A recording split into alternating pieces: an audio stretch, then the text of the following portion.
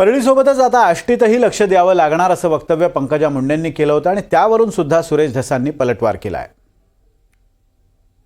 माझ्या 1600 दिवसांमधल्या प्रत्येक दिवसामध्ये केवळ बीड जिल्ह्याला नाही तर महाराष्ट्राच्या कानाकोपऱ्याला वाटेल की बाबा ह्या खात्यातनं आम्हाला न्याय व्हायला असं काम मी क्षणोक्षणी करेन आणि त्याचं वचन मी पूर्ण केल्याशिवाय राहणार। बीड तर माझाच आहे।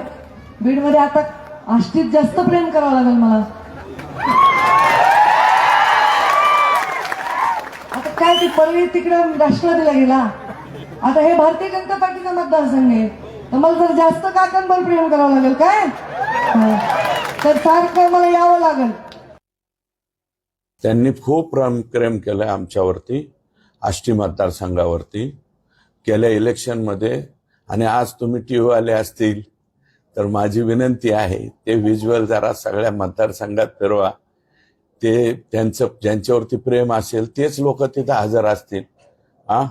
शिट्टीवाले, आणखी घड्याळावाले यांच्यावरती प्रेम करावं। भाजपच्या कार्यकर्त्यावर आणि भारतीय जनता पार्टीच्या लोकांवर प्रेम करायला मी काफी आहे।